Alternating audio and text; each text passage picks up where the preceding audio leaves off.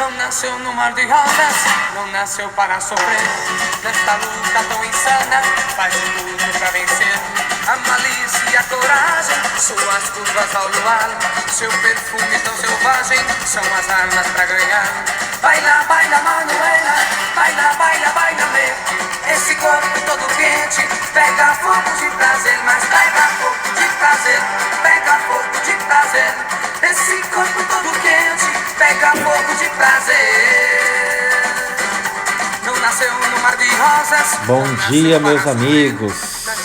E a carta do dia de hoje é os pássaros.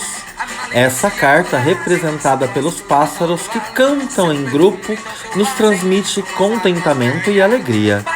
É o prazer que sentimos ao receber certas atenções e delicadezas que, na verdade, não estávamos esperando. O romantismo, o namoro, a paquera, coisas tão significativas que nos impedem de cairmos no massacramento da rotina. Controle a sua ansiedade ou enfrentará conflitos que se estenderão ao longo do dia. É preciso cautela quando o assunto é amor, e se for dos que tiram o fôlego ainda mais. A carta de hoje traz para algumas pessoas a orientação de cautela ao marcar encontros amorosos, pois ambos estarão em altos níveis de energia da ansiedade, sob influência da ação da infantilidade, que faz correr grandes perigos.